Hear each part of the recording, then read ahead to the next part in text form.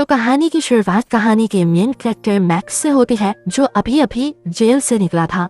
उसके जेल जाने की रीजन एक एक्सीडेंट था जिसमें उसकी अपनी ही फियांसी, जिससे वो बहुत ज्यादा प्यार करता था, वो मारी गई थी। उस दिन मैक्स नशे में था, इसलिए लड़की का मरना मैक्स पर मर्डर का केस बना देता है।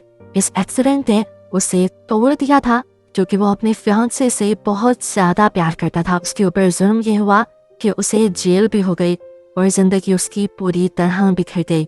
मैक्स को जेल से लेने के लिए उसके डैड रफा आए थे, जो कि दुनिया के अमीर तरीन आदमियों में से एक है। हमें इस टाइम दुनिया का हाल बताया जाता है। दुनिया के सभी मुल्क एक दूसरे से लड़ चुके हैं और अब एटॉमिक वॉर होने का बहुत बड़ा खतरा है। सभी लोग जानते हैं कि एक भी न्यूक्लियर वेपन चला तो पूरी इंसानियत खत्म हो जाएगी। दुनिया के सभी लोगों में बहुत ज्यादा पैनिक का माहौल है और लोग अपनी सेफ्टी के लिए कुछ ना कुछ जुगाड़ कर रहे हैं। ऐसे ही सिचुएशन में सामने आता है कि मेरा अंडरग्राउंड पार्क, जिसे डिजाइन किया गया है सिर्फ बिलियनर्स के लिए, वो लोग जो अपनी जिंदगी बचाने के लिए बिलियंस ऑफ डॉलर्स खर्च करने को तैयार थे। यहाँ पर हर चीज की फैसिलिटी थी, खाने पीने, उनकी सिक्योरिटी से लेकर उनके मेडिकल तक की। सबसे बड़ी बात की फैसिलिटी बिल्कुल सेफ थी।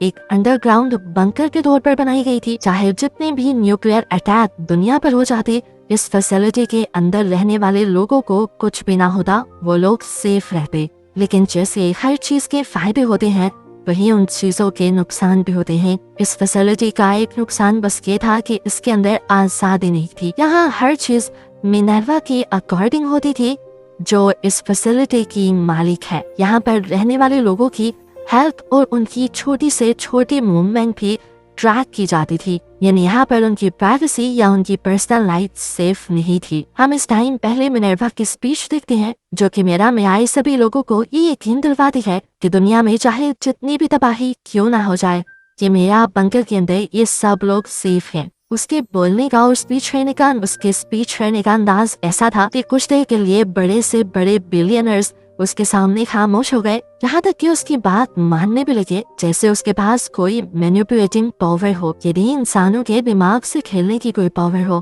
हमें दिखाया जाता है कि मैक्स और उसकी फैमिली भी इसी बंकर में रहने के लिए आए थे, और पता चलता है कि मैक्स की फियांसे की फैमिली भी इसी बंकर में रहने के लिए आई थी, क्योंकि वो लोग भी बहुत अमीर है। लेकिन वो लोग यहाँ मैक्स के आने से बिल्कुल खुश नहीं है। वो मैक्स को अपनी बेटी की मौत का कातिल मानते हैं और मैक्स को नफरत की नजरों से देखते हैं, जिस वजह से मैक्स का गिल्ट और ज्यादा बढ़ जाता है। मैक्स की फियांसे की बहन एशिया तो हमेशा अपनी बातों से मैक्स को परेशान नहीं करती थी, लेकिन एशिया के डैड ग्लैमो उसे समझाते हैं कि जो होना था हो गया, अब हमें आगे बढ़ना चाहिए।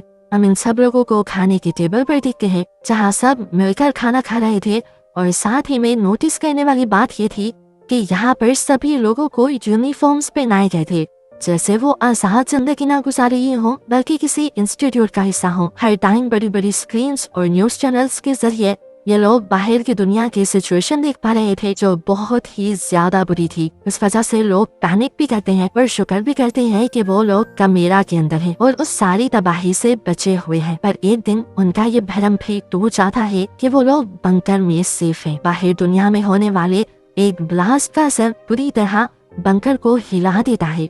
उसमें बुरे झटके लगते हैं, लाइट्स बंद हो जाती है और लीकेज भी होना शुरू हो जाती है। यहाँ पे रहने वाले सभी लोगों के सेफ्टी के लिए लोगों को डूम सिटी के अंदर लेकर जाया जाता है, जो इस बंकर की सबसे सेफ जगह है। पर कहानी में ट्विस्ट यहाँ आता है जब लोगों को ये शक होने लगता है कि बाहर की दुनिया में उतनी भी तबाही नहीं मची हुई जितनी यहाँ इस कैमरा के अंदर दिखाई जा रही है। जिन स्क्रीन्स पर ये लोग न्यूज देख रहे थे, लाइट्स के ऑफ होने की वजह से उन स्क्रीन्स में कुछ ऐसे ग्लिचेस दिखाई जाते हैं जिनसे लोग सोच में पड़ जाते हैं कि क्या ये सब फेक तो नहीं, क्या बाहर की तबाही को बढ़ा चढ़ा कर तो नहीं बताया जा रहा। और ये बात सच भी निकलती है। अलबत्ता अंदर के लोग तो सच्चाई अभी भी नहीं जानते, पर हमें बाहर की दुनिया एक नॉर्मल माहौल में दिखाई जाती है। पता चलता है कि बंकर के इर्द गिर्द फेक बॉम्बिंग की गई थी, ताकि अंदर बंकर के लोगों को बाहर की दुनिया की खराब सिचुएशन दिखाई जा सके। असल में मिनर्वा जो इस जगह की मालिक है, वही सभी बिलियनर्स को पागल बना रही है जो अपनी जिंदगी बचाने के लिए करोड़ों रुपए देकर इस बंकर के अंदर आई। अब यहाँ पर एक शॉकिंग ट्विस्ट ये रिवील होता है कि वो सारा जंग का डर, बिलियनर्स का इस बंकर में आना, उनकी सेफ्टी की सोच नहीं था, बल्कि ये सब एक एक चीज मिनर्वा का बनाया एक हाई स्टैंडर्ड प्लान था।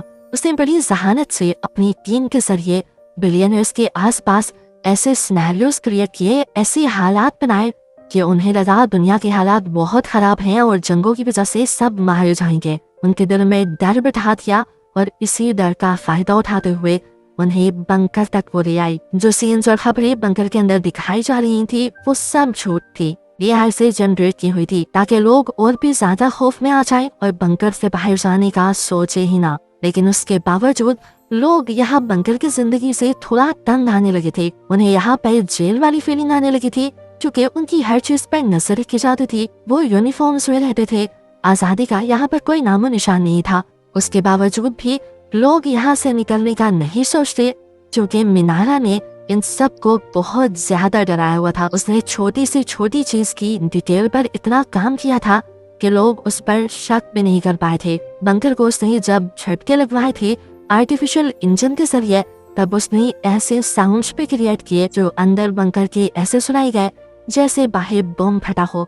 और इन्हीं छोटी छोटी डिटेल्स की वजह से लोगों को कुछ और समझ ही नहीं आया। अब यहाँ पर हमें एक लड़की को दिखाया जाता है जिसकी हालत बहुत ज्यादा खराब हो चुकी है इस सारी सिचुएशन की वजह से। वो काफी ज्यादा डर गई थी। उसे पहले ही क्लॉस्ट्रोफोबिया था, यानी वो तंग और बंद जगहों पर नहीं रह सकती थी, और ऊपर से जंग और मरने का डर उसे इतना ज्यादा डरा देता है कि वो खुद की जान लेने की वॉशरूम में कोशिश करती है। एशिया जो खुद भी इस टाइम वॉशरूम में थी उसे भिनक पड़ जाती है और वो उस लड़की को बचाने के लिए जाती है। एशिया जब तक वहाँ पहुंची वो लटक चुकी थी।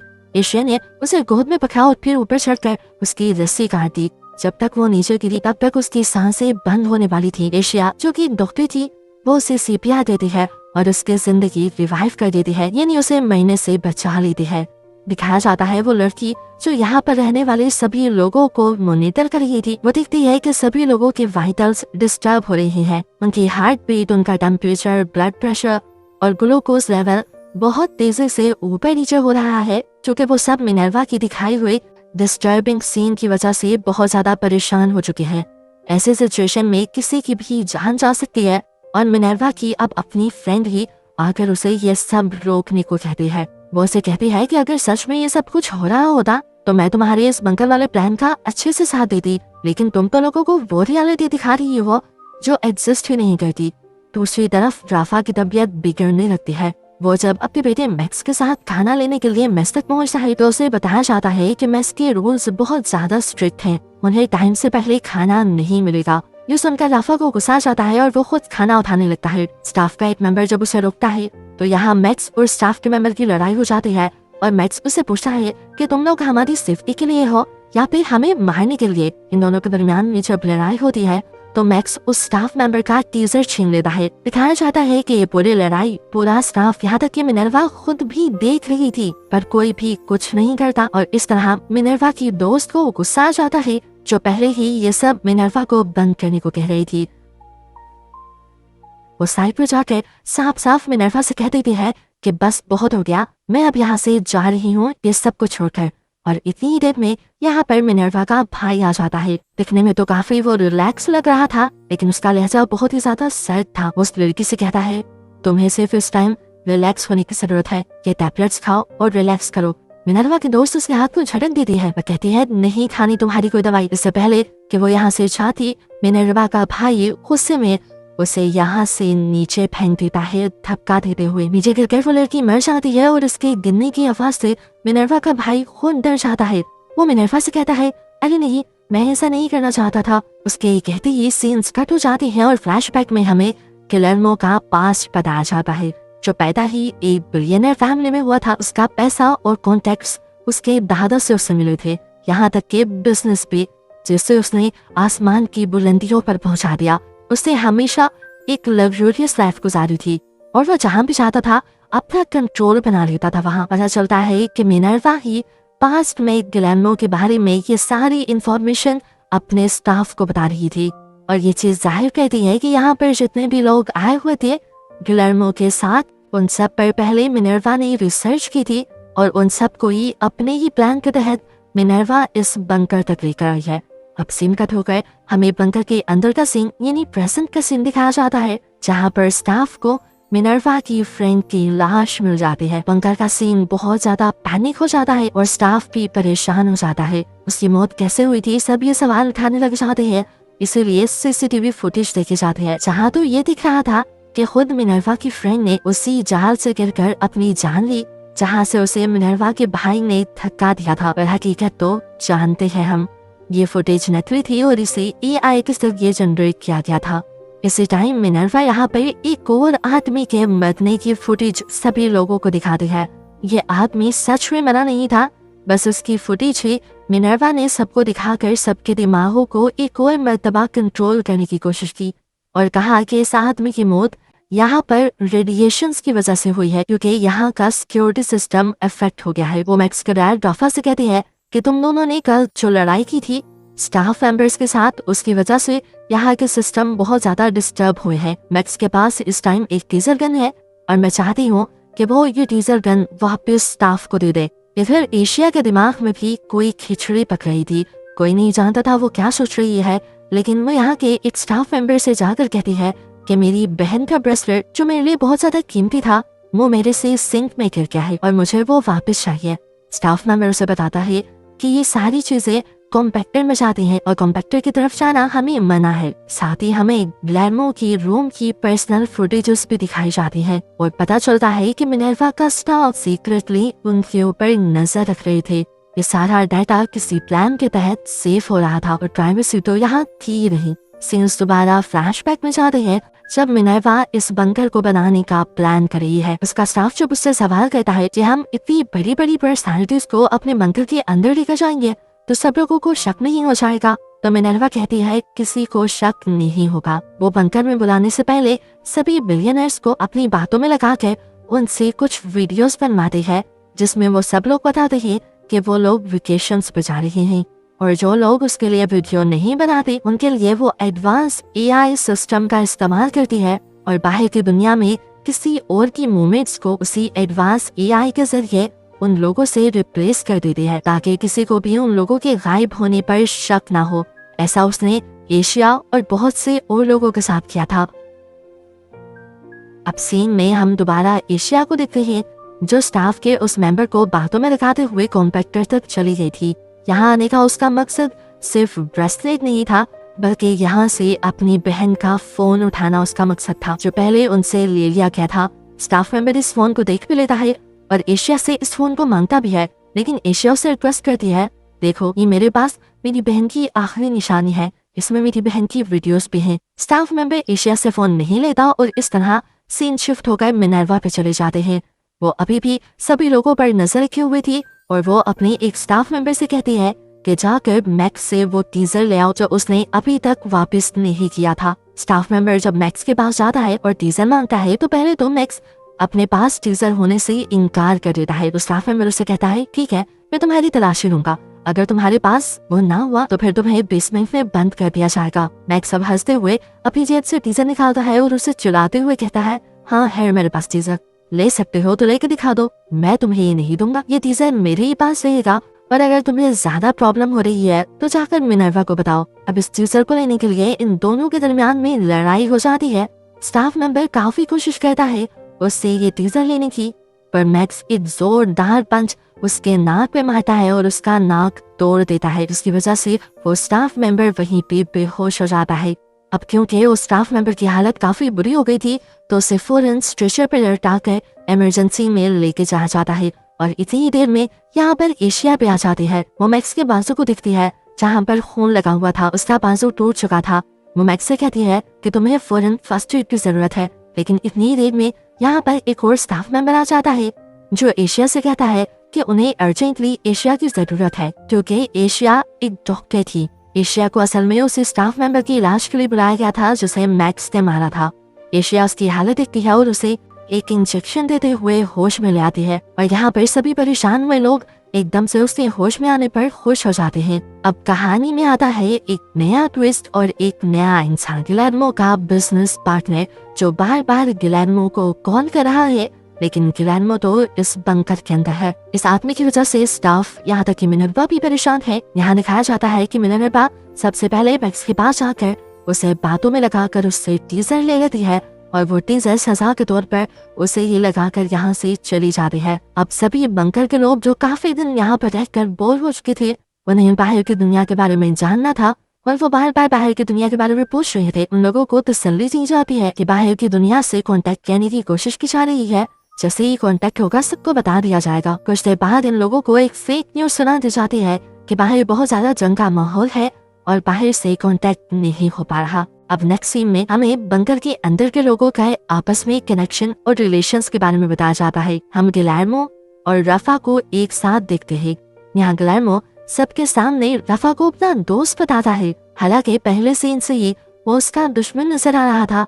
यहाँ पर इनकी बातों से पता चलता है कि रफा ने गिलेर्मो को अपनी लॉयल्टी जाहिर करने के लिए खुद अपने बेटे को फंसा कर जेल भेजा था। हालांकि वो तो बहुत आसानी से अपने बेटे को प्रोटेक्ट कर सकता था। हम इन दोनों को स्विमिंग पूल में एक साथ एंजॉय करते हुए देखते हैं और तभी इनके पास एक लड़की आती है। गिलेर्मो उसे रफा के साथ रहने को कहता है और यहाँ दूसरी तरफ क्लिनिक में एशिया जब मैक्स की बहनिश कर रही होती है तो मैक्स को एशिया में उसकी फियांसी की झलक आती है। सीन्स स्टाफ रूम की तरफ शिफ्ट होते हैं जहाँ पर गिलेर्मो का बिजनेस पार्टनर बहुत सारी कॉल्स कर रहा था। उसकी वजह से पूरा स्टाफ परेशान था। मिनर्वा का सारा प्लान भी फेल हो सकता था सिर्फ इस वजह से कि लोग गिलेर्मो को ढूंढने लगे थे। अब गिलेर्मो का बिजनेस पार्टनर एक वीडियो मैसेज भेजता है जिसके अंदर उसने किसी बड़े इंसान की पिक्चर दिखाई थी और वो बहुत ज्यादा एक्साइटेड होकर बताता है कि हमें वो मिल गया है। ये मैसेज देखकर मिनर्वा भी शॉक रह जाती है और अपने एआई सिस्टम का यूज करते हुए गिलेर्मो के बिजनेस पार्टनर से मीटिंग फिक्स करती है। यानी अब वो खुद गिलेर्मो के बिजनेस पार्टनर से बात करने वाली थी, गिलेर्मो बनकर। गिलेर्मो के बिजनेसमैन को जरा सा भी शक नहीं होता कि वो इंसान गिलेर्मो नहीं है जो उससे बात कर रहा है। वो आदमी इस मर्तबा भी एक्साइटेड होकर बताता है कि हमें वो मिल गया है जिसकी हमें सालों से तलाश थी और अब हम और भी ज्यादा अमीर हो जाएंगे। बाहर की दुनिया में गिलेर्मो का शिद्दत से इंतजार हो रहा था और ये चीज मिनर्वा का प्लान फेल कर रही थी और इस टाइम बहुत ज्यादा टेंशन में थी। उसने ये सब काफी मुश्किलों से हासिल किया था। अब क्या उसका प्लान फेल हो जाता? उसकी इसी सोचों के दौरान फ्लैशबैक में हमें मिनर्वा की कहानी दिखाई जाती है। मिनर्वा की जिंदगी का पहला बुरा फेज वो था जिस दिन उसे पता चला कि उसकी मॉम उन्हें छोड़कर चली गई है। वो इस टाइम अपने भाई के साथ अकेली रह गई थी और इसीलिए सोशल सर्विसेज वाले आकर उसे ले जाते हैं और चर्च में छोड़ देते हैं उसके भाई के साथ। चर्च के ऑर्फनेज होम में अब ये लोग अपनी जिंदगी गुजारने लगे थे। उन सब मुश्किलों के बावजूद मिनर्वा और उसका भाई बहुत मेहनत करते हैं और आखिर अपनी स्टडीज कंप्लीट कर लेते हैं और स्कॉलरशिप भी ले लेते हैं। मिनर्वा एक सिविल इंजीनियर बनी थी। उसे स्ट्रक्चर्स बनाने का बहुत ज्यादा शौक था। आम लोगों से मिनर्वा कहीं ज्यादा ज़हीन थी। ऐसे ही एक दिन उसके जहन में बंकर्स के स्ट्रक्चर्स बनाने का आइडिया आता है। आइडिया उसका बहुत जबरदस्त था लेकिन इसमें इन्वेस्ट करने वाला कोई भी नहीं था। इन्हीं दिनों वो काफी बिलियनर से मिलती है और रियलाइज करती है कि उनकी दुनिया आम लोगों की दुनिया से बिल्कुल अलग है। मिनर्वा चाहे जितनी भी मेहनत करे वो बिलियनर्स जैसी लाइफ नहीं गुजार सकती। और ऐसे ही वक्त में उसे एक नया आइडिया आता है। वो इस आइडिया में अपने भाई को अपने साथ मिलाती है जो कि एक इंजीनियर था और यहीं से ये लोग कमेरा यानी बिलियनर बंकर बनाने की तैयारी शुरू करते हैं। सीन्स दोबारा प्रेजेंट पे शिफ्ट हो जाते हैं जहाँ पर मिनर्वा अभी भी परेशान बैठी हुई थी। गिलेर्मो के बिजनेस पार्टनर ने बार बार BJ3 के बारे में बात की थी और मिनर्वा को समझ नहीं आ रही थी कि BJ3 है क्या, कोई कोड है, कोई बिजनेस प्लान है या कोई आदमी। वो इसके बारे में सर्च करती रहती है और आखिर उसे पता चलता है कि BJ3 कोई इंसान या बिजनेस प्लान नहीं बल्कि वो तो एक घोड़ा था गिलेर्मो के दादा का, जिसकी कीमत दुनिया में सबसे ज्यादा थी। गिलेर्मो का बिजनेस पार्टनर चाहता था कि BJ3 बिक जाए लेकिन गिलेर्मो उस घोड़ी को बेचने के लिए तैयार नहीं था क्योंकि उसके साथ उसके फैमिली इमोशंस जुड़े हुए थे। अब घोड़े की असल प्राइस जानकर मिनर्वा के दिल में लालच आ जाता है और वो एक नया प्लान करती है। एआई के जरिए वो गिलियर्मो के बिजनेस पार्टनर के साथ दोबारा कॉल करती है। गिलियर्मो बनकर उसका कॉन्फिडेंस, उसकी आवाज और ये एडवांस एआई बिल्कुल बिजनेस पार्टनर को शक नहीं होने देते कि जो उससे बात कर रहा है वो गिलियर्मो नहीं है। और यहाँ गिलियर्मो की जगह मिनर्वा उस घोड़े को बेचने का ऑर्डर दे देती है। अब मसला है को था, BJ3 को बेचने के लिए उसके डॉक्यूमेंट्स चाहिए थे। जो डॉक्यूमेंट्स थे गिलियर्मो के सेफ में। अब सेफ का पासवर्ड तो इनको पता ही नहीं था। अब कोई भी अपनी पर्सनल सेफ का पासवर्ड तो नहीं बताता मिनर्वा को, इसलिए यहाँ नया प्लान बनाना पड़ता है। वो गिलियर्मो को दोबारा स्टडी करती है और उसकी कमजोरी देखती है। गिलियर्मो अपने दादा और उनकी यादों के साथ बहुत ज्यादा अटैच था। वो अपनी फैमिली को लेकर बहुत ज्यादा सेंसिटिव था और बस यही था उसका वीक पॉइंट। मिनर्वा इसी का इस्तेमाल करती है और एक लड़की को भेजती है गिलियर्मो के पास। वो लड़की गिलियर्मो से बातों ही बातों में उसके पास्ट के बारे में पूछने लग जाती है और उसके दादा का जिक्र छेड़ देती है। ऐसे ही बातें करते करते BJ3 की भी बातें होने लग जाती हैं। वो लड़की अपनी मासूमियत और दोस्ती में ही गिलियर्मो को यहाँ तक ले आती है कि गिलियर्मो उसे सेफ का पासवर्ड तक बता दे। अब सीन कट होकर हमें मैक्स को दिखाया जाता है। मैक्स बंकर की जिंदगी से तंग आ चुका था, बोर हो चुका था। वो जब गाने सुन रहा होता है फुटबॉल कोर्ट के अंदर, तो तभी उसे जमीन पे गिरी हुई कोई चीज दिखाई देती है। ये एक माइक था जिससे मिनर्वा यहाँ के लोगों की बातें सुन सकती थी। वो इस माइक को उठा लेता है और फिर ऊपर की तरफ नोटिस करता है कि यहाँ पर कैमरास भी लगे हुए थे। उसे फौरन पता चल गया कि यहाँ पर रहने वाले सभी लोगों के ऊपर हर सेकंड नजर रखी जा रही है और उनकी प्राइवेट लाइफ बिल्कुल खत्म हो चुकी है।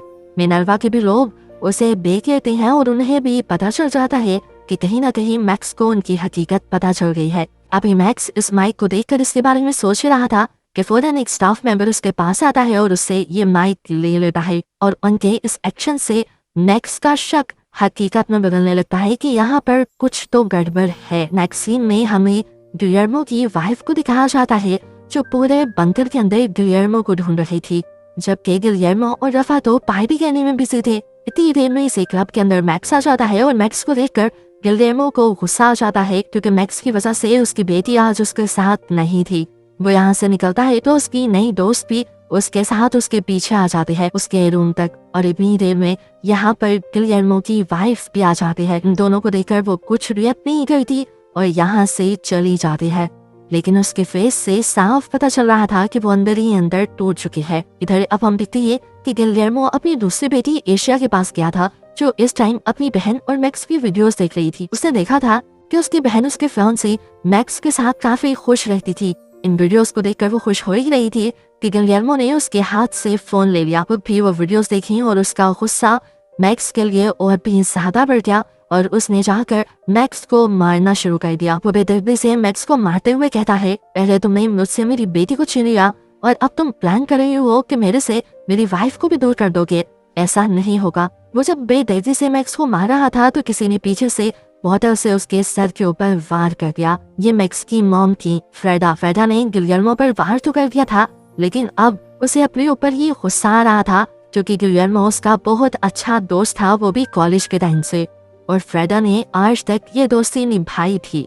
अब सीन कट होकर हमें मिनर्वा के ऑफिस का सीन दिखाया जाता है जहाँ पर वो अपने प्लान को आगे बढ़ाना चाहती थी। वो अपने स्टाफ से कहती है कि बिलियनर्स तो अब हमारे इस बंकर में आ गए हैं, लेकिन और पैसा कमाने के लिए हमें नई स्ट्रेटेजीज का इस्तेमाल करना होगा। हम रोकन यानी एआई टूल को यूज करते हुए गिलियर्मो के बिजनेस पार्टनर से बात करेंगे, उसे इस चीज का एतबार दिलवाएंगे कि गिलियर्मो आगे बढ़ना चाह रहा है, अपने बिजनेस को आगे फैलाना चाह रहा है, और इसी तरह हम उसे एक नई कंपनी बनाने के लिए कन्विंस करेंगे और ये कंपनी एक ऐसी कंपनी होगी जो फ्यूचरिस्टिक चीजें बनाएगी। मिनर्वा का भाई कहता है कि हम गिलियर्मो के बिजनेस पार्टनर को ये यकीन दिलवाना है कि अगर उन्होंने अब इन्वेस्ट कर दिया तो फ्यूचर में जाकर उनको बहुत बड़े रिटर्न्स मिलेंगे, यानी बहुत ज्यादा फायदा होगा और इस तरह उनका स्टेटस भी एकदम से बढ़ जाएगा। अब मिनर्वा अपने प्लान के तहत एआई टूल का इस्तेमाल करते हुए गिलियर्मो के बिजनेस पार्टनर से बात करती है और उसे नई कंपनी बनाने के लिए कन्विंस करने लगती है, लेकिन गिलियर्मो का बिजनेस पार्टनर कहीं ना कहीं इस प्रोजेक्ट को करने के लिए मान नहीं रहा था क्योंकि इसमें रिस्क बहुत ज्यादा था। लेकिन मिनर्वा की कन्विंसिंग स्किल्स बहुत ज्यादा थी। वो फेक कहता, गिलियर्मो का नाम और बहुत सी चीजों का इस्तेमाल करते हुए गिलियर्मो के बिजनेस पार्टनर का ट्रस्ट जीत लेती है और उसे मना लेती है नई कंपनी में इन्वेस्ट करने के लिए। अगले दिन दोबारा मिनर्वा गिलियर्मो की ही शक्ल में कॉल करते हुए उसके बिजनेस पार्टनर को उसके घर भेजती है ताकि उसकी सेफ से BJ3 के डॉक्यूमेंट्स निकाले जा सकें। सेफ का पासवर्ड तो पहले ही उसने पता चलवा लिया था और अब वो फेक वीडियो कॉल के जरिए वो पासवर्ड भी उसके बिजनेसमैन को बता देते हैं। और जैसे ही वो सेफ खुलती है तो यहाँ पर मिनर्वा का पूरा स्टाफ जश्न मनाता है। BJ3 के सारे पैसे भी मिनर्वा के ही अकाउंट में ट्रांसफर होने वाले थे। अब जब गिलियर्मो का बिजनेस पार्टनर वो सेफ बंद करने वाला होता है तो सेफ के अंदर उसे एक और डॉक्यूमेंट फाइल मिल जाती है जिसके अंदर लिखा था कि मेरा अंडरग्राउंड पार्क। इन डॉक्यूमेंट्स को देखकर उसका बिजनेस पार्टनर थोड़ा सा शौक हो जाता है लेकिन उसे कुछ भी नहीं कहता।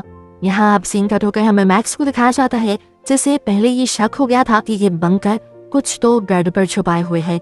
वह इस बंकर के बारे में इन्वेस्टिगेशन शुरू करने का सोचता है। इसके बाद वो मिनर्वा के ऑफिस आता है, उसे बातों में लगाता है और फिर नीचे से बड़े ही चालाकी से अपने पाँव में लैपटॉप की वायर फंसाते हुए उनका लैपटॉप नीचे गिरा देता है। मिनर्वा जब लैपटॉप ठीक करने के लिए नीचे बैठती है तो वो चुपके से वहाँ से एक बुक उठाकर चला जाता है। इधर हम गिलियर्मो के साथ फ्रेडा को देखते हैं और फ्रेडा उससे कहती है कि मुझे लगता है कि अब वक्त आ गया है कि हम दुनिया को बता दें कि हम एक साथ हैं। जबकि दूसरी तरफ गिलियर्मो की असली वाइफ की बहुत ज्यादा तबीयत खराब हो रही थी। उसे क्लिनिक में एडमिट कर दिया जाता है और फौरन ही मिनर्वा एशिया को लेने के लिए आती है। उसे बताया जाता है कि उसकी मॉम की तबीयत बहुत ज्यादा खराब है। वो भी भागते हुए जब क्लिनिक में आती है तो उसे AI सिस्टम के जरिए पता चलता है कि उसकी मॉम के दोनों लंग्स खराब हो चुके हैं। उनके पास इतनी मशीनरी भी नहीं थी कि लंग्स का ट्रांसप्लांट किया जाए और ऐसे अब उसके पास सिर्फ 72 घंटे बचे थे जीने के लिए। गिलियर्मो जब अपनी वाइफ से मिलने के लिए आता है तो आखिरी मर्तबा उसकी वाइफ उससे मिलने से भी मना कर देती है। जिसके बाद गिलियर्मो मैक्स के पास जाता है, उससे माफी मांगता है अपने किए की, क्योंकि वो हमेशा मैक्स के साथ काफी रूड रहा था। इसी दौरान अब एशिया की मॉम का पता करने के बहाने से मैक्स एशिया के पास आता है। वो पहले पूरे कमरे को देखता है और फिर ऐसी डायरेक्शन में खड़ा होता है कि कोई भी कैमरा उसे ना देख रहा हो। फिर वो अपने पॉकेट से कार्ड्स निकालते हुए एशिया को बताता है कि यहाँ पर हमें सुना जा रहा है। हमारे हाथ में पहने ब्रेसलेट के जरिए कैमरास 24/7 हम पर नजर रखे हुए हैं और मुझे लग रहा है कि ये बंकर कोई फ्रॉड है और बाहर कोई जंग नहीं लगी हुई। इन कार्ड्स पे उसने लिखा हुआ था कि तुम मेरा साथ दो, मेरे पास एक प्लान है, मैं यहाँ से बाहर निकलूंगा और अगर सब कुछ ठीक हुआ तो सबको भी यहाँ से बाहर निकालूंगा। दूसरी तरफ हम देखते हैं कि मिनर्वा के स्टाफ को भी उनके ऐसे खड़े होने पर शक हो गया था और वो बड़ी गौर से उनके ऊपर नजर रखने लगे थे। दूसरी तरफ अब दोबारा हम अस्वाल्डो को देखते हैं, गिलियर्मो के बिजनेस पार्टनर को, जिसे फेक गिलियर्मो ने यानी मिनर्वा ने ही अपनी ही कंपनी परचेज करने के लिए भेजा है। अस्वाल्डो दोबारा गिलियर्मो से बात करता है और कहता है कि ये नई कंपनी मुझे फेक लग रही है और इतनी बड़ी इन्वेस्टमेंट यहाँ पर करना मुझे तो लग रहा है कि ये बहुत बड़ी बेवकूफी होगी। उसके बात सुनते हुए 1 मिनट के लिए तो मिनर्वा पैनिक हो जाती है और इस तरह अस्वाल्डो को लगता भी है कि ये फेक गिलियर्मो है, लेकिन फिर वो बहुत ही कॉन्फिडेंटली सारी सिचुएशन संभालती है और अस्वाल्डो को ये यकीन दिलवा देती है कि ये कंपनी फेक नहीं है। अब यहाँ मैक्स राफा के पास आता है और उसे एक प्लान के तहत कहता है कि वो एशिया से दोस्ती करने वाला है। ये सुनकर राफा हैरान हो जाता है और उसे अपने पास बिठाता है एक सीक्रेट बताने के लिए जो काफी अरसे से उसने छुपाया हुआ था। फ्लैशबैक में चले जाते हैं और पता चलता है कि जब मैक्स की फियांसी मरी थी तब गाड़ी मैक्स चला रहा था और उस टाइम राफा इन दोनों का पीछा कर रहा था क्योंकि मैक्स जबरदस्ती गाड़ी की चाबियां लेकर गया था। जब तक राफा इन दोनों के पास पहुंचा तो मैक्स की फियांसी मर गई थी, इसीलिए राफा ने वहां से मैक्स को भगा दिया और ये सारा इल्जाम अपने सर ले लिया। लेकिन फिर भी उसके दिल में कहीं ना कहीं गिल्ट था उन सारी चीजों को लेकर। इसीलिए अगले दिन मैक्स के फियांसी के फ्रेंडल पर वो गिलियर्मो को यानी उस लड़की के डैड को सारी बात बता देता है। गिलियर्मो जो उस टाइम अपनी बेटी को खोकर बैठा था वो बहुत ज्यादा गुस्से में था। वो राफा से कहता है कि तुम्हें ये सारी बातें कोर्ट में बतानी होगी, नहीं तो मैं तुम्हारे बेटे को वैसे ही मार दूंगा। ऐसे ना चाहते हुए भी राफा को अपने बेटे के खिलाफ कोर्ट में गवाही देनी पड़ती है। राफा अपने बेटे से कहता है, तुम चाहे इसे प्यार समझो, जिस प्यार में मैंने तुम्हारी जान बचाने की कोशिश की गिलियर्मो की बात मानकर, या फिर अपने लिए धोखा समझो कि मैंने ये तुम्हारे खिलाफ गवाही दी कोर्ट में, लेकिन मुझे बस माफ कर दो। मैक्स ये सब सुनकर इतना ज्यादा गुस्से में था, वो गिलियर्मो के पास जाकर उसे मारना चाहता था, क्योंकि गिलियर्मो ने उसे मारने की धमकी दी थी। राफा उसे रोक देता है और कहता है, तुम उसके पास नहीं जाओगे। उस दिन उसने अपनी बेटी को खोया था और इतना गुस्सा करना उसका बनता था। सिंगट होकर हमें दिखाया जाता है कि मैक्स की ग्रैंडमा और एशिया की मॉम मिलकर ड्रग्स लेते थे और उस दिन मैक्स की ग्रैंडमा ने ही उन्हें ओवरडोज दे दिया था, जिसकी वजह से उसके लंग्स खराब हुए। इधर अब हमें मैक्स और एशिया को दिखाया जाता है। वो एशिया को अपने रूम में लाकर सबसे पहले यहाँ के लगे AI सिस्टम को ढक देता है और फिर ऐसे एक्ट करता है कि जैसे वो दोनों रोमांटिक डांस कर रहे हैं, लेकिन दरअसल मैक्स यहाँ से भागने का प्लान बना रहा था। वो बताता है कि मैं यहाँ पर शॉर्ट सर्किट करूंगा, जिसकी वजह से बंकर का सिस्टम और यहाँ का AI सिस्टम दोनों ही बंद हो जाएंगे। मिनर्वा को शक भी नहीं होगा कि किसी ने यहाँ से भागने की कोशिश की, उसे बस यही लगेगा कि कुछ देर के लिए बंकर का सिस्टम खराब हुआ है। अब एशिया उसके प्लान में शामिल होने के लिए बस सर हिला देती है। दूसरी तरफ ओस्वाल्डो उस कंपनी में पहुंच चुका था जिसे उसने खरीदना था। यहाँ पर उसे कुछ भी ठीक नहीं लगता, तो वो अब गिलियर्मो को कॉल करता है और उसे बताता है कि यहाँ पर सब कुछ मुझे फेक लग रहा है और ये कंपनी भी मुझे बस एक ट्रैप लग रही है और हम लोग यहाँ पर इन्वेस्ट नहीं करेंगे। ये कहते हुए वो यहाँ से चला जाता है। इसी दौरान एशिया और मैक्स भी वॉशरूम्स में छुपकर शॉर्ट सर्किट करने की कोशिश करते हैं और एक वायर काट देते हैं। शॉर्ट सर्किट होने की वजह से पूरा का पूरा सिस्टम बंद हो जाता है और हर स्क्रीन पर बस रोकन लिखा हुआ आ जाता है, यानी वही AI सिस्टम जिसकी वजह से मिनर्वा सबको मैनिपुलेट कर रही थी। ओस्वाल्डो की वीडियो कॉल भी जो गिलियर्मो के साथ हो रही थी, यानी मिनर्वा के साथ हो रही थी, वो भी उसी AI सिस्टम की वजह से हो रही थी और उस वीडियो कॉल की जगह भी अब रोकन लिखा हुआ आ जाता है और यहाँ ओस्वाल्डो का शक यकीन में बदल जाता है कि ये सब कुछ फेक है। ओस्वाल्डो अब घबरा कर रोकिन के नंबर पर कॉल करता है, लेकिन अब तो उसके नंबर पर भी कॉल नहीं हो रही थी क्योंकि वो तो बंकर के अंदर था और यहाँ पर शॉर्ट सर्किट होने की वजह से मिनर्वा भी इस कॉल को अपने साथ कनेक्ट नहीं करवा पा रही थी। ओस्वाल्डो अब उसे एक वॉइस नोट भेज देता है कि ये जगह मुझे ठीक नहीं लग रही और इसलिए मैं बिना डील किए यहाँ से जा रहा हूँ। मिनर्वा तो यहाँ पर जैसे पागल हो गई थी, वो गड़बड़ा जाती है और पूरे स्टाफ पर गुस्सा करती है कि जल्द से जल्द ये सिस्टम ऑन होना चाहिए। वो आपने $800 मिलियन लेकर मेरी कंपनी खरीदने आ रहा था और यहाँ पर तुमने सब बिगाड़ दिया। यहाँ हम देखते हैं कि मैक्स जिसने शॉर्ट सर्किट किया था वो खुद ही सिस्टम को दोबारा ऑन कर देता है और नोट करता है कि इलेक्ट्रिसिटी यानी एनर्जी मिलने के बाद रोकन AI सिस्टम को ऑन होने में तकरीबन 2.5 मिनट और लग जाते हैं। अब क्योंकि मैक्स की सोच के मुताबिक उसका प्लान काम कर रहा था, तो वो बहुत ही कॉन्फिडेंटली एशिया की तरफ देखता है और एशिया भी सर हिलाकर उसे हौसला देती है। सिस्टम के दोबारा ऑन होते ही मिनर्वा गिलियर्मो बनकर दोबारा ओस्वाल्डो को कॉल करती है और गुस्से में उससे कहती है कि तुम इस मीटिंग को छोड़कर कहीं नहीं जाओगे। मैं खुद उसके CEO से बात करता हूँ, तुम अभी होटल में रुको और कल सुबह तुम ये डील करके ही जाओगे। यहाँ पर हम देखते हैं कि मैक्स और एशिया उस स्टाफ मेंबर के पास जाते हैं जिससे अक्सर एशिया बातें करती थी। ये लोग एक प्लान के तहत गए थे। यहाँ पर मैक्स उसके ऊपर रोब जमाने लगता है और कहता है, तुम एशिया की आगे पीछे क्यों घूमते हो, क्या बातें करते हो तुम उससे। एशिया यहाँ पर ऐसा ड्रामा करती है जैसे वो घबरा गई हो और मैक्स से कहती है, छोड़ो मैक्स।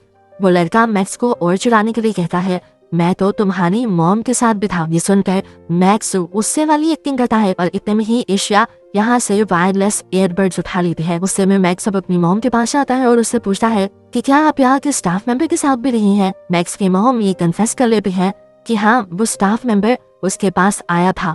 वो साथ में ये भी कहती है कि मैं तुमसे भी उतना प्यार नहीं करती जितना मुझे करना चाहिए, इसलिए मैं तुमसे जेल में भी मिलने नहीं आई, क्योंकि मैं गिलियर्मो से प्यार करती हूँ और उसके साथ लॉयल्टी निभाने के लिए मैंने तुम्हें इग्नोर किया। वो कहती है, मुझे तो उल्टा तुम पर गुस्सा था कि तुम्हारी वजह से गिलियर्मो हमसे नाराज हो गया। ये सुनकर मैक्स पूरी तरह टूट जाता है। एक तरफ उसके डैड थे जिन्होंने उसी के खिलाफ अदालत में गवाही दी थी और दूसरी तरफ उसकी मॉम थी जो उससे प्यार नहीं करती थी।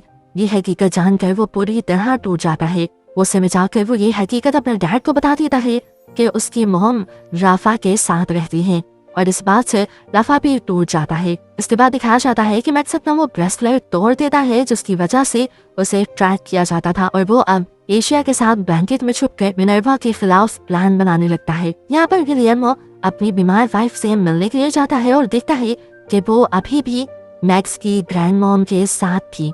ये देखकर उसे गुस्सा आ जाता है और वो राफा के पास जाता है और उसे कहता है कि कोई इंसान इतना ज्यादा गिरा हुआ कैसे हो सकता है, वो दोनों एक साथ कैसे रह सकती हैं। यहाँ राफा उनसे कहता है मैं उनके बारे में कुछ नहीं कर सकता, लेकिन तुम मेरे लिए एक काम कर सकते हो, तुम फ्रेडा से जाकर कहो कि मेरे पास वापस आ जाए।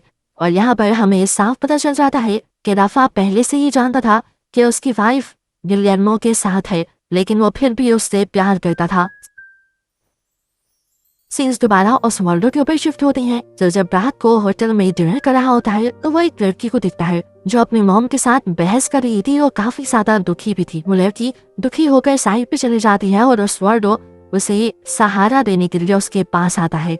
पता चलता है कि ये सारा मिनर्वा का बिछाया एक प्लान था और उसका प्लान काम भी कर रहा था क्योंकि ऑसवाल्डो उस लड़की तक आ गया। ऐसे ही बातों के दौरान वो लड़की ऑसवाल्डो की ड्रिंक में एक ड्रग मिला देती है और उसे नशे की हालत में बातों में लिखाते हुए उसके रूम में चली जाती है। यहाँ पंकर में दिखाया जाता है कि एशिया स्टाफ मेंबर को बुलाती है क्योंकि उसके वॉशरूम का सिंक काम नहीं कर रहा था, लेकिन ये तो उसका प्लान था।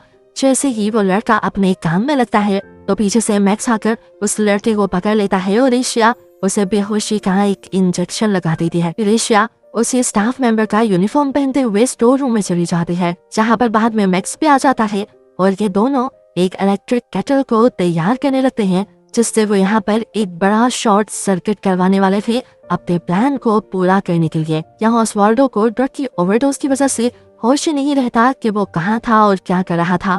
फिर उसका नशा पूरी तरह उतरा नहीं था कि नकली गिलर्मो यानी मिनर्वा उसे कॉल करके कहती है कि अभी तक तुम बिजनेस मीटिंग के लिए नहीं गए, काफी देर हो गई है। होश में वो सारी बातों को सही से एनालाइज नहीं कर पाता और गिलर्मो की बात मानते हुए वो उस ऑफिस में चला जाता है डील करने के लिए। आखिर 900 मिलियन डॉलर्स में उसने मिनर्वा की फ्री कंपनी खरीद ली थी और ये देखकर मिनर्वा और उसका पूरा स्टाफ जश्न मनाता है एक और मर्तबा। इसी दौरान यहाँ पर मैक्स भी अपना प्लान शुरू कर चुका था। वो सबसे पहले इस पूरे बंकर के एआई सिस्टम को ऑफ करता है और उसके बाद इलेक्ट्रिक केटल के जरिए यहाँ पर एक बहुत बड़ा ब्लास्ट करवा देता है, शॉर्ट सर्किट करवाते हुए। यहाँ पर लाइट्स ऑफ हो जाती हैं, सब लोग कंफ्यूज हो जाते हैं कि यहाँ पर हुआ क्या। फिर फायर एक्सटिंग्विशर का यूज करते हुए वो हर जगह धुआं फैलाने लगता है। उसने ये धुआं वहाँ फैलाया था जहाँ पर आग लगी ही नहीं थी और इस तरह लोग कंफ्यूज हो जाते हैं कि आग लगी कहाँ थी। इसी टाइम का फायदा उठाते हुए वो बंकर का सीक्रेट डोर खोल देता है। सारी चीजों को उलट पुलट होता हुआ देखकर मिनर्वा समझ जाती है कि ये सारा प्लान मैक्स का है, क्योंकि पिछले कुछ दिनों से ये लोग मैक्स की ही हरकतों में चेंज देख रहे थे। मिनर्वा ऑर्डर देती है कि मैक्स को मार दिया जाए। एक स्टाफ मेंबर मैक्स को मारने के लिए जब उसके रूम में जाता है तो वहाँ पर उसे एशिया और अपना ये एक स्टाफ मेंबर मिलता है। यहाँ पर वो स्टाफ मेंबर उससे पूछता है कि मैक्स कहाँ है, तो एशिया घबराकर उसे जवाब देती है मैं नहीं जानती वो कहाँ है। दूसरी तरफ अब हम दोबारा ऑसवाल्डो को प्लेन में देखते हैं। वो जब अपने घर वापस जा रहा होता है तो वो एक बिलबोर्ड दिखता है जिस पर उसी औरत की माँ की पिक्चर थी जिससे वो कल मिला था। पर यहाँ पर वो सोच में पड़ जाता है कि क्या जो सब उसने देखा वो ड्रामा था। अपनी सोच को कंफर्म करने के लिए वो उस लड़की को इंस्टाग्राम पे सर्च करता है, लेकिन उसका अकाउंट डिलीट मिलता है। वो गूगल सर्च करता है और उसे पता चलता है कि सच में उसके साथ धोखा हो गया था। वो फौरन अपने प्लेन को वापस उसी कंपनी की तरफ मोड़ने को कहता है जिसके साथ वो डील करके आया था। सिम कट होकर दोबारा एशिया को दिखाया जाता है, जिससे अभी मैक्स के बारे में ही सवाल हो रहे थे कि यहाँ पर घबराई हुई मिनर्वा जाती है। वो उसे बताती है कि तुम्हारी मॉम को कुछ हो गया है। एशिया घबराहट में अपनी मॉम के पास जाती है तो देखती है कि उनकी हालत काफी खराब थी। उसे चेक करने पर पता चलता है कि मैक्स की ग्रैंड मॉम ने उन्हें मॉर्फिन की यानी ड्रग की ओवरडोज दे दी थी। वो अपनी मॉम की जान बचाने के लिए उन्हें सीपीआर देती है, लेकिन कुछ नहीं होता। दूसरी तरफ मिनर्वा अपने पूरे स्टाफ को मैक्स को ढूंढने में लगा देती है। वो हर जगह के कैमरास ऑन कर देती है और सारे कैमरास में खुद नजर रखती है। पूरा स्टाफ मैक्स को ही ढूंढने लग जाता है और हम मैक्स को एक येलो कलर का सूट पहने हुए देखते हैं जो इंसानों को रेडिएशन से बचाता है। असल में वो इस बंकर से निकलने की तैयारी कर रहा था और उसके जहन में था कि अगर बाहर कोई भी न्यूक्लियर वॉर हुई होगी तो वो इस सूट के जरिए रेडिएशन से बच जाएगा। दूसरी तरफ ऑसवाल्डो जब उस कंपनी में वापस पहुंचता है जहाँ पर उसने डील की थी तो वहाँ पर पहले ही मिनर्वा सब कुछ साफ करवा चुकी थी। ऑसवाल्डो घबरा जाता है और दोबारा गिलर्मो को कॉल करता है। गिलर्मो की जगह मिनर्वा ही कॉल उठाती है और ओस्वाल्डो उस पर भड़क पड़ता है कि तुमने मेरे साथ क्या किया। वो कंपनी फेक थी और हम बहुत बड़े नुकसान में चले गए हैं। वो उससे कहता है कि तुम सच हो भी या नहीं। अब वो उससे पूछता है कि कैमेरा अंडरग्राउंड बंकर है क्या। गिलेर्मो से कहता है मुझे नहीं पता। वो कहता है बकवास मत करो और मुझे एक और बात बताओ, तुम मुझे बचपन में क्या कहकर पुकारते थे। मिनर्वा कहती है ये क्या बकवास है, मैंने हमेशा तुम्हें तुम्हारे नाम से ही पुकारा है। यहाँ पर ओस्वाल्डो कहता है पकड़ा गया ना जो, तुम आज भी नशे में मुझे उसी नाम से पुकारते हो जिस नाम से बचपन में पुकारते थे। ये देखकर मिनर्वा फोन काट देती है और दूसरी तरफ हमें दोबारा एशिया को दिखाया जाता है, जिसको पता चलता है कि मॉर्फिन की ओवरडोज के बावजूद उसकी मॉम पूरी रात अल्कोहल का भी इस्तेमाल करती रही थी और अब वो मर चुकी है। ये जानने के बावजूद भी वो उसे बचाने की हर मुमकिन कोशिश करती है, लेकिन मरे हुए दोबारा जिंदा नहीं होते। वो अब अपने ईयरफोन के जरिए मैक्स से कांटेक्ट करती है। वो मैक्स को कहती है अब बाहर जाने का फायदा नहीं, यहाँ पर तो तबाही शुरू हो गई। तो मैक्स से जवाब देता है कि मैं बाहर अपनी आजादी के लिए जा रहा हूँ, पर अगर भाई सब कुछ ठीक हुआ तो मैं सबको यहाँ से निकाल कर ले जाऊंगा। जाने से पहले एशिया उससे सबसे बड़ा कन्फेशन करती है और कहती है मैक्स मैं तुमसे हमेशा से प्यार करती थी। एशिया के मुंह से ये सुनने की मैक्स को बिल्कुल उम्मीद नहीं थी। मैक्स भी उसे कहता है एशिया तुम दुनिया की सबसे हसीन और खूबसूरत दिल वाली लड़की हो, मैं तुम्हें वापस लेने के लिए जरूर आऊंगा। तो एशिया जब आप कहती है तुम ना भी आए तो मैं खुद बाहर आ जाऊंगी तुम तक। बस ये कहते ही मैक्स फाइनली इस बंकर से बाहर निकल जाता है और ये सीजन इसी मिस्ट्री के साथ एंड हो जाता है।